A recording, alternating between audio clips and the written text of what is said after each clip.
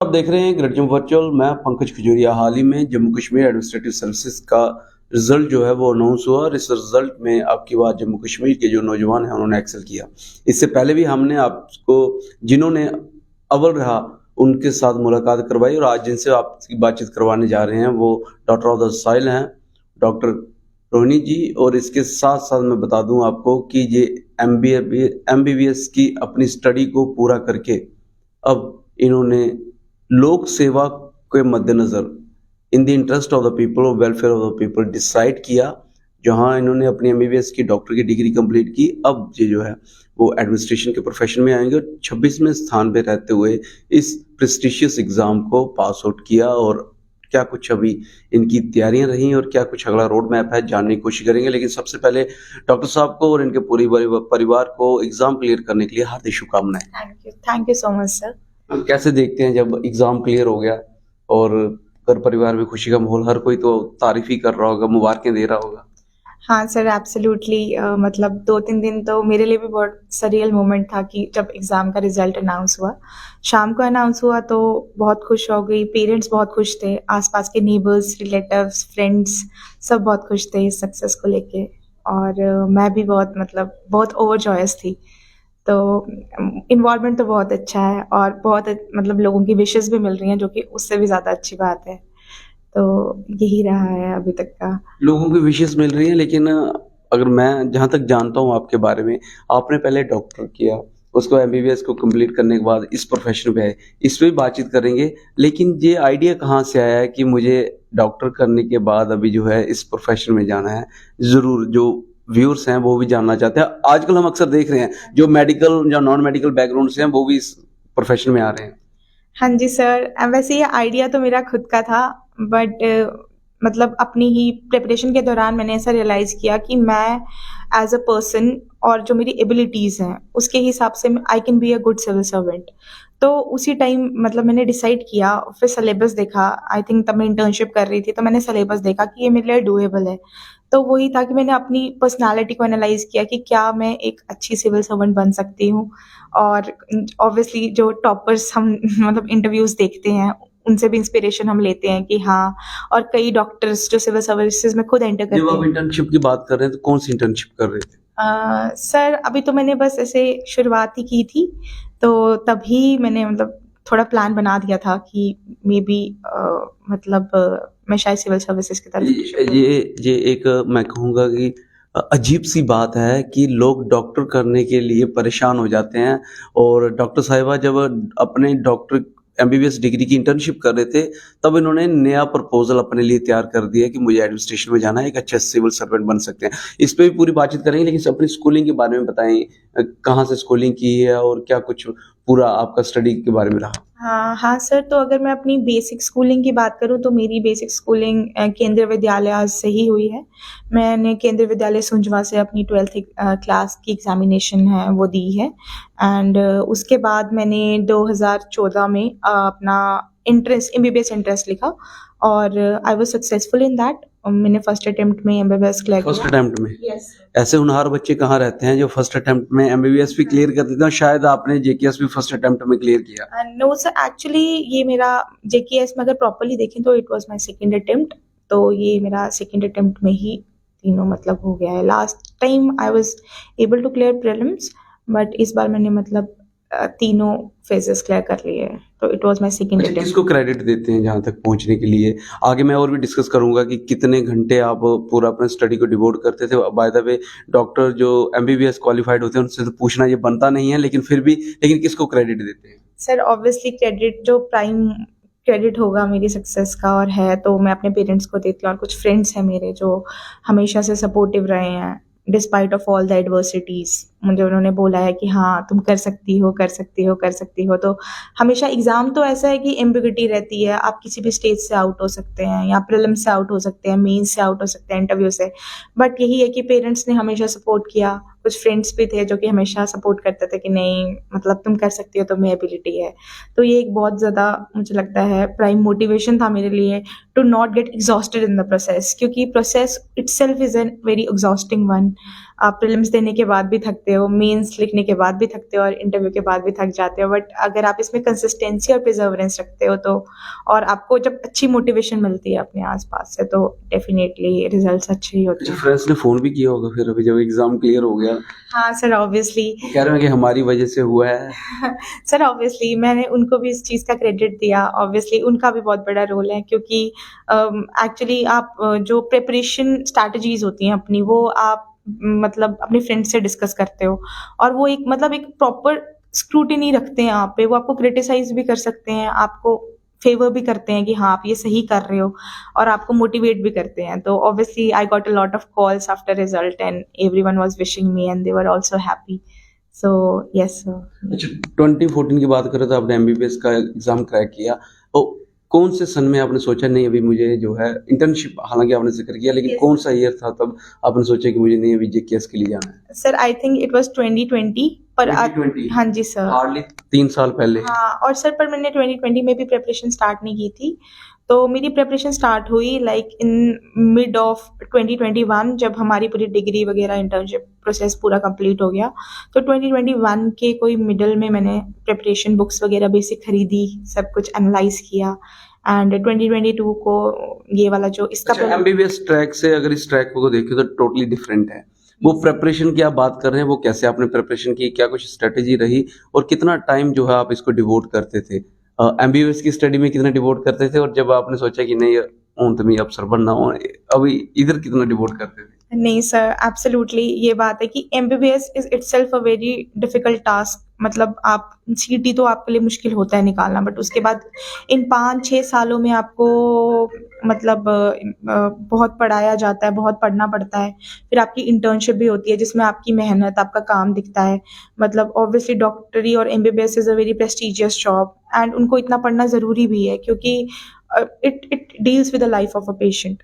तो वो चीज़ थी। एमबीबीएस में तो आई वाज़ कंसिस्टेंट इनफ, तो मैं कोई एमबीबीएस में ऑब्वियसली हमारी डेली बेसिस पे तो नहीं बोल सकती कि रोज़ ही पढ़ते थे, क्योंकि कुछ दिन पढ़ते थे फिर अमूमन एवरेज बेस और पे फिर कितने घंटे जो है डिवोट करते थे? सर ऑन एन एवरेज बात करें तो एमबीबीएस में 5 टू 6 आवर्स हम मतलब 5 करते थे। घंटे 5 घंटे पढ़िए डॉक्टर, यानी कि 5 घंटे बन के डॉक्टर बन जाते हैं, और इधर 10-10 घंटे पढ़कर भी कइयों के एग्ज़ाम 10वीं 12वीं के क्लियर नहीं होते हैं। अच्छा, उसके बाद अगर आप जेकेएस की बात करें तो वहाँ पे सर केएस की बताऊँगी कि प्रिपरेशन कोई मैं सच में अपना ये ज़रूर बताना चाहूँगी, I will like to emphasize on this fact कि आई एम नॉट नहीं, हम भी जानना चाहते हैं और हमसे ज़्यादा व्यूअर्स भी जानना चाहते हैं, ज़रूर जी। सर मैं इस चीज़ पे बहुत एम्फसाइज़ करना चाहूँगी कि मैं एक कंसिस्टेंट रीडर नहीं हूँ। जैसे कुछ लोग अपना टाइम मतलब बताते हैं कि हम 8 घंटे पढ़ते थे, 9 घंटे पढ़ते थे। For me the quality of study used to matter. तो कभी ऐसा होता था कि कुछ-कुछ दिन आते थे कि मैं अच्छा टाइम दे पाती थी, 5-6 घंटे पढ़ लेती थी। कुछ-कुछ दिन मैं ऑब्वियसली ह्यूमन्स हैं तो थोड़े से कभी-कभी लेज़ी भी होते हैं, तो मैं कभी 2-3 घंटे ही देती थी। बट ये था कि वो ज़रूर था कि जो भी घंटा देना है, उसमें मैं अपने लिए एक क्राइटेरिया सेट करती थी कि अगर मुझे आज ये चीज़ कंप्लीट करनी है तो आई शुड डू इट। वो फिर अगर अगले दिन का क्राइटेरिया अगर मैं कुछ सेट करती थी, और मेरा क्राइटेरियाज़ बहुत छोटे होते थे। मतलब लोग पूरी-पूरी बुक्स निकालने की कोशिश करते, मैं 2-2 3-3 टॉपिक्स पे बाँट देती थी, और अगर वो हो जाते थे तो I used to feel satisfied कि हाँ भाई बस अच्छा, इतना है। एक प्रश्न ज़रूर बनता है जहाँ पे, हालाँकि हम जो कुछ भी डिस्कस कर रहे हैं एमबीबीएस से जब आप पूरा, क्योंकि मेन यही है कि एमबीबीएस से जहाँ कैसे आपने शिफ्ट किया, तो आप इंस्पिरेशन या काउंसलिंग कहाँ से ली? जैसे आप कह रहे हैं कि मैं 2 घंटे पढ़ती थी, 5 घंटे पढ़ती थी, पूरा जो सिलेबस था उससे गो थ्रू होती थी। क्या कुछ सिलेबस रहेगा? कैसे प्रिपरेशन करनी है? वो काउंसलिंग आपने कहीं आप ट्यूशन्स या क्लासेस, कोचिंग क्लासेस ली, या कहीं कोई ऐसा व्यक्ति या कोई ऐसा ऑफिसर जिससे आप इंस्पायर होते थे? सर एक्चुअली ऐसा है कि आजकल अगर आप अपनी मतलब रिसोर्सेज़ की बात करें तो सबके पास रिसोर्सेज़ अवेलेबल हैं, और ऑब्वियसली जो मतलब बड़े-बड़े प्रेस्टीजियस एग्ज़ाम्स निकालते हैं टॉपर, वो अपनी बुक लिस्ट ऑब्वियसली बता ही देते हैं। कई सारे व्लॉग्स हैं, जैसे कि I was inspired by rank 1 अरुदीप दुरी शेट्टी 2017 आईएएस। मैंने उनकी बुक लिस्ट और स्ट्रैटेजी को ज़्यादा पढ़ा कि वो उन्होंने अपना पेपर कैसे निकाला है, और साथ ही साथ उनकी जो मतलब एंथ्रोपोलॉजी की बुक लिस्ट थी पर्टिकुलरली, मैंने उस पे फ़ोकस ज़्यादा किया। वो जो आपका एडिशनल सब्जेक्ट था इसमें? यस सर, मैंने एडिशनल सब्जेक्ट एंथ्रो रखा था, तो एंथ्रोपोलॉजी में मुझे उनकी बुक लिस्ट और उनकी स्ट्रैटेजी थोड़ी ज़्यादा अच्छी लगी। प्लस मुझे ये पता था कि मेंस एग्ज़ाम जो होता है दैट इज़ द डिसीज़िव वन, और उसी में आपको नंबर स्कोर करने होते हैं, तो उसके लिए मैंने मतलब टेस्ट लिखे थे। मतलब मैंने कोई 10 टू 12 फुल लेंथ टेस्ट लिखे थे, that to 1 month prior to my examination. और मैं ये ज़रूर चाहूँगी। तो और ये जो प्लानिंग प्रिपरेशन आप बता रहे हैं, शुरुआत तो की होगी कहीं से, हाँ जी ये सर। कहाँ से की? मतलब कि इतनी प्लानिंग करनी है, इतनी प्रिपरेशन करनी है, ये टेस्ट पास करने हैं, ये बुक लेनी है, वो कहाँ से आपने जो है पता किया, काउंसलिंग की? सर पहले तो ये था कि जब आप बेसिक स्टेज में एंटर करते हो, ऑब्वियसली आप व्लॉग देखते हो या किसी भी टॉपर का आप यूट्यूब पे इंटरव्यू सुन रहे होते हो, ये वो तो एक ये होता है कि प्रीलिम्स में मैंने सबसे पहले क्या किया, I just took some book of Arihant, जिसमें सारे प्रीवियस ईयर्स क्वेश्चंस थे, एंड देन आई एनालाइज्ड कि वेदर और not I will be able to complete this और नॉट। फिर मैंने ना एक, मेरे ख्याल से उस टाइम पे एक टॉपर बड़े पॉपुलर थे, I am not currently able to recall their name, I think शायद अक्षर जैन सर थे। तो मैंने उनके क्या किया, मैंने उनकी जो बुक लिस्ट थी वो मैंने लिखा कि प्रीलिम्स में ये, मतलब जैसे लक्ष्मीकांत पॉलिटी के लिए, स्पेक्ट्रम हिस्ट्री के लिए, क्या बोलते हैं वो एक बुक है इकोनॉमिक्स के लिए, I am not currently able to recall the name, और जीसी लियोंग है जियोग्राफी के लिए, और जैसे पीएमएफआईएस के नोट्स हैं जियोग्राफी के लिए। तो मैंने अपनी एक प्रीलिम्स की बुक लिस्ट बना दी थी। और मेंस की बात करें तो मेंस में मुझे पता था कि मतलब ये क्वेश्चन जो है वो बहुत करंट बेस्ड होते हैं, तो I use to go through newspaper regularly, and I use to have. Which one? Sir मेरे लिए तो द हिंदू, द हिंदू। मैंने द हिंदू से स्टार्ट किया। एवरीवन लाइक्स द हिंदू, वो प्रेफर करते हैं। हाँ सर, एक्चुअली जब मैंने इन सर्विसेज में आई थी, मतलब मैंने स्टार्ट किया था प्रिपरेशन, तो ऑब्वियसली सब द हिंदू ही पढ़ते थे, और मतलब मुझे भी यही बताया गया कि द हिंदू पढ़ना है। पहले 2-3 महीने तो ऑब्वियसली सब ऊपर से जाता था, क्योंकि इतनी मेडिकल साइंसेस से थे और इतनी वोकैबुलरी भी एनरिच नहीं थी, कुछ इतना पॉलिटिकल पता भी कुछ नहीं होता था। तो जब लोग बोलते थे न्यूज़पेपर पूरा रीड करो, तो it used to take like 1.5-2 घंटे लग ही जाते थे न्यूज़पेपर पढ़ने में। बट लेटर ऑन जैसे थोड़ा डीप डाइव आज की डेट में सर आजकल लाइक अब पता है कि क्या-क्या पढ़ना है, क्योंकि सबसे इम्पोर्टेंट है सिलेबस पता है, तो आज 30 मिनट्स में या 45 मिनट्स में इंटरव्यू। हम इस बात को और भी आगे जारी रखेंगे, लेकिन जो दर्शक हैं, जो श्रोता हैं, जो इस इंटरव्यू को देख रहे हैं, जो प्रिपरेशन कर रहे हैं और खासूसन तौर पे कॉम्पिटिटिव एग्ज़ाम की, उनके लिए अनुरोध है कि इन्होंने काफ़ी डिटेल्ड में किताबों के बारे में और सिलेबस के बारे में बताया। आप ज़रूर ये जो किताबें हैं और ये जो डिटेल में इन्होंने उनका सिलेबस जो जानकारी दी है, काइंडली अपने पास नोट डाउन रखें। ये कहीं न कहीं मुझे लगता है कि इनकी भी जो है वो मदद कर सकता है। हाँ जी सर, ऑब्वियसली एक्चुअली सब बेसिक बुक्स तो सेम ही रहती हैं, और इस चीज़ पे ज़रूर और एम्फसाइज़ करूँगी कि बेसिक बुक्स की मल्टीपल रिवीजन ही है वो आपको एक्सपर्ट बनाती है। तो आप जितना ज़्यादा बेसिक बुक्स को पढ़ेंगे, जितने टाइम्स पढ़ेंगे, उतना ज़्यादा आप उस पे एक्सपर्टीज़ गेन करेंगे, और ये बेसिक बुक्स ही आपको एक फाउंडेशन देगी for prelims, mains and interview. Basic बड़ा ज़रूरी है। यस सर, बेसिक को स्ट्रेंथन करना बहुत ज़रूरी है। अच्छा, मैं ज़रूर जानना चाहूँगा कोई चैलेंजेस लगा आपको? जब चलो ठीक है, ये सारी तैयारी कर रहे थे, लेकिन ऐसा लगा नहीं ये चैलेंज है, इसको पहले क्रॉस करना है, ओवरकम करना है, then I can do other things. Obviously sir challenging ये था कि itself coming from a medical field and not pursuing MD, तो जब सब बोलते थे कि हाँ भाई अब एमडी किस में करनी है, या क्या कर रहे हो, या ये कर रहे हो, तो बड़ा ऐसा हो जाता था बोलना कभी-कभी कि मतलब हाँ एमडी नहीं कर रहे, सिविल्स कर रहे हैं, क्योंकि सिविल्स की पाथ वैसे भी बहुत ही ज़्यादा इंडिसिसिव है। कुछ लोग सक्सेसफुल होते हैं, कई लोगों के फेलियर्स होते हैं, तो उस टाइम पे डर तो लगता था, और कभी-कभी अपनी ही सेल्फ इंट्रोस्पेक्शन करते थे, तो लगता था कि क्या डिसीजन सही है, क्योंकि साल तो ले रहे हैं। अच्छा, स्ट्रेंथ क्या रही फिर? इस चैलेंज के तौर पे लेना और ओवरकम करने में क्या स्ट्रेंथ रही आपकी? सर स्ट्रेंथ यही था कि I had always believe in my abilities. मैंने कभी ये नहीं सोचा कि एक टाइम मैंने अपने आप को दिया है कि मुझे 23 का ही पेपर निकालना है या 24 का ही निकालना है। बस मैं बोलती थी मैं इस प्रोसेस को कंप्लीट करूं और बिलीव रखूं। मतलब जैसे इंटरव्यू के बाहर भी जब मैं खड़ी थी, तो एक स्ट्रेस का फेज होता है जब आपको इंटरव्यू देना होता है, बहुत डर लगता है, हार्ट बीट फास्ट होती है। तो मैंने सोचा कि मुझे बस कुछ नहीं मिला तो एक एक्सपीरियंस मिल जाएगा इस साल के लिए, कि इंटरव्यू का एक्सपीरियंस कैसा होता है, और अगर मैं इतनी कॉम्पिटेंट नहीं होंगी तो मे बी मैं नेक्स्ट ईयर फिर से ट्राई करूंगी। तो एक सेल्फ बिलीव और एक कॉन्फिडेंस अपने आप में मुझे ये लगता है। फ्लेक्सिबिलिटी भी दिख रही है कहीं ना कहीं आपने बना के रखी थी, अब की बार नहीं तो next time it can be. हाँ, यस सर। क्योंकि सर अगर आप फ्लेक्सिबल होते हो अपनी अप्रोच के साथ तो उससे क्या होता है कि आपके ऊपर एक एडिशनल स्ट्रेस और बर्डन नहीं होता। तो वो एडिशनल स्ट्रेस और बर्डन आपका टाइम कंज्यूम करता है, अगर मैं सच बोलूँ तो। तो अगर आप अपनी अप्रोच में बहुत फ्लेक्सिबल हो कि नहीं, I don't matter about years, I don't matter about the time it is going to take, but अगर जब मैंने सोचा है ये करना तो मुझे करना है, और मुझे ये ईयर्स के बारे में फ़ोकस नहीं करना, मेरा कितना टाइम लग रहा है मुझे इस बारे में फ़ोकस नहीं करना। बट ये है कि अपने ही फेलियर से सीखते रहो, अपने ही एक्सपीरियंस गेन करते रहो, तो जितना आप करोगे तो उतना you will excel into it. कभी-कभी मैं टेस्ट लिखती थी तो कुछ टेस्ट में I used to get very good marks. कुछ टेस्ट तो ऐसे होते थे कि इतनी नेगेटिव मार्किंग में इतने बुरे हो जाते थे। कोचिंग ली है कहीं से?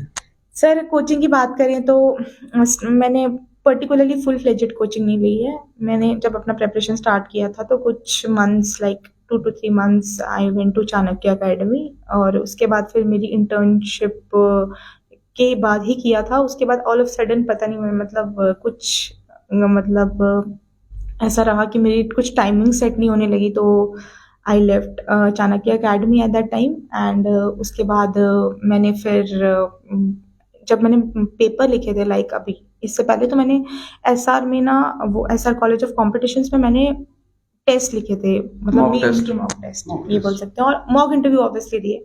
अच्छा, इंटरव्यू में कोई प्रश्न आपको जो लगा, क्वेश्चंस जो नहीं आपने एक्सपेक्ट नहीं किया था, या आप सोच रहे थे ये तो नहीं होना चाहिए था, लेकिन आगे कोई था ऐसा? Have you gone through any such kind of question? नहीं सर, इंटरव्यू तो मेरा अच्छा ही था। मेरा एक्चुअली बाद में बोर्ड्स की बाइफर्केशन हो गई थी, तो मेरा बोर्ड मतलब अच्छा है। मेरा इंटरव्यू एक्सपीरियंस पर्टिकुलरली अच्छा था। कुछ फैक्चुअल क्वेश्चंस ऑब्वियसली थे, बट यही था कि मुझे लगता है interview they test your confidence. Interview और पर्सनालिटी टेस्ट एक नॉलेज का टेस्ट से ज़्यादा एक कॉन्फिडेंस एंड पर्सनालिटी का टेस्ट है। तो कभी-कभी जब वो आपको मतलब कुछ बताते हैं या कुछ आपको बीच में ऑब्स्ट्रक्ट भी करते हैं कि आप सही नहीं बोल रहे हैं या ये वो, तो I think you should maintain your काम एट दैट टाइम।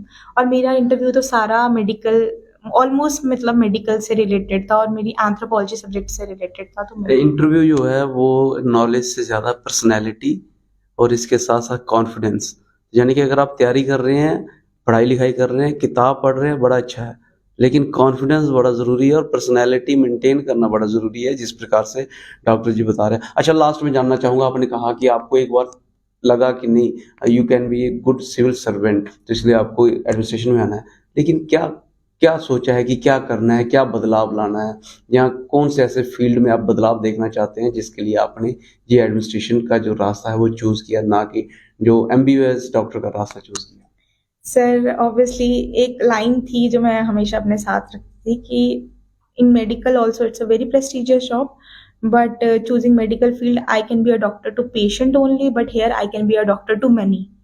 तो ये चीज़ थी कि मैं बड़े लोगों की डॉक्टर बन सकती हूँ यहाँ पे, बड़े समाज की डॉक्टर बन सकती हूँ। तो ऑब्वियसली कुछ-कुछ चैलेंजेस हैं, जैसे कि मतलब ऑब्वियसली जो डेस्टिट्यूट्स हैं या जो लोग नहीं मतलब इकोनॉमिक लेवल पे इतने अच्छे हैं और जिनको गवर्नमेंट की सर्विसेज के लिए थोड़ा बहुत सफ़र करना पड़ता है। तो मैं ये ट्राई करूँगी कि मैं काफ़ी अकाउंटेबल, ट्रांसपेरेंट और अच्छे तरीके से सब तक सर्विस डिलीवरी पहुँचा सकूँ। जहाँ तक पॉलिसी इम्प्लीमेंटेशन अच्छे से कर पाऊँ, एफिशिएंटली कर पाऊँ और अपनी एबिलिटीज़ को उनकी मतलब प्रोडक्टिविटी के लिए अच्छे तरीके से यूज़ कर पाऊँ। तो ये मेरा प्राइम मोटिवेशन है। मेरे को कौन-सा सेक्टर मिलता है वो मैटर नहीं करता, बट जिस भी सेक्टर मिले उसमें I will try to do my best and discharge my duties for the benefit of the whole community and all. I will try to do best and discharge my duty for the benefits of the whole community, but with the factor of transparency, credibility, in the interest of the people. लेकिन जो बड़ी बात इसमें नहीं है कि लोगों के हित में काम कर रहे हैं, बड़ी बात यह है कि जब मैं डॉक्टर के तौर पे मेडिकल प्रोफेशन में रहती तो शायद डॉक्टर टू पेशेंट यानी कुछ लोगों तक, मरीजों तक सीमित रहती, लेकिन अभी मैं I am doctor to many, यानी कि विजन बड़ा है, मिशन बड़ा है, और शायद इसी के मद्देनजर रखते हुए इन्होंने अपने प्रोफेशन को बदला। जहाँ एक तरफ इनका संघर्ष तो है, ये जेकेएस को क्लियर करने के लिए अपने परिवार को, अपने दोस्तों को ये जो है अपना श्रेय दे रहे हैं, लेकिन वहीं दूसरी तरफ संघर्ष इनका सिर्फ केएस का नहीं था।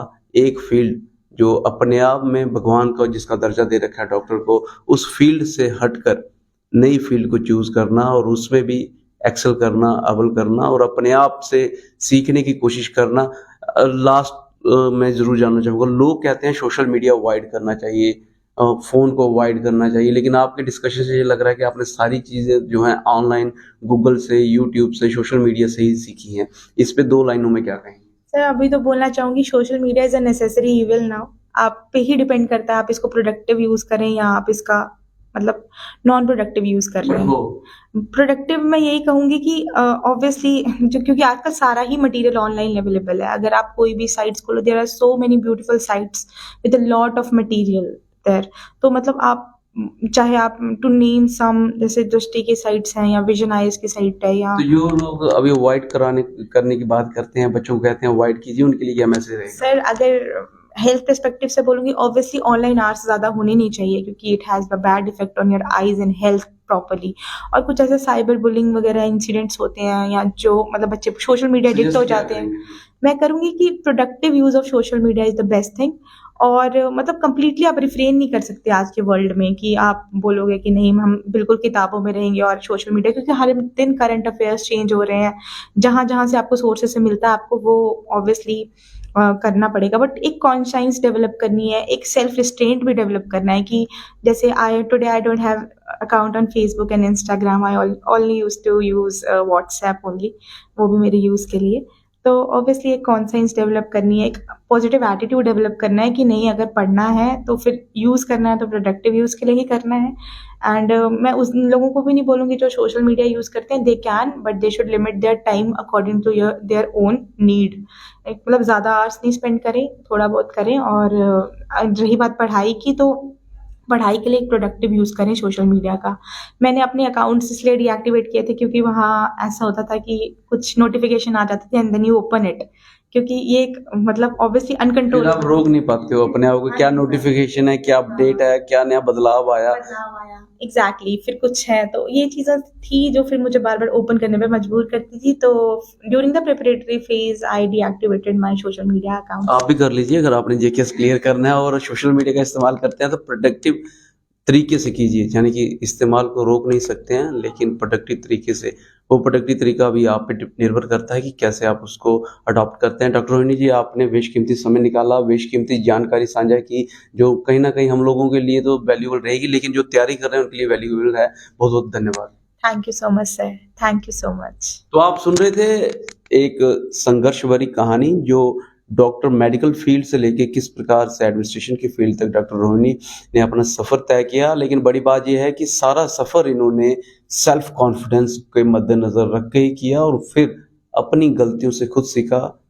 किसी से कोई कंपैरिजन नहीं, कंपैरिजन तो सिर्फ अपने आप के साथ, और दिन प्रतिदिन अव्वल रहने का वो जज्बा था। आज के मौके पे ये केस क्लियर कर लिया। बड़ी बात बता दूं आपको कि ये जम्मू के सांबा डिस्ट्रिक्ट के बीरपुर इलाके से हैं, जो कहीं ना कहीं कभी कंडी एरिया जाना जाता था और वहाँ के कंडीशन को मद्देनज़र रखते हुए ऐसा माना जा सकता है कि बहुत बड़ा संघर्ष है इनका।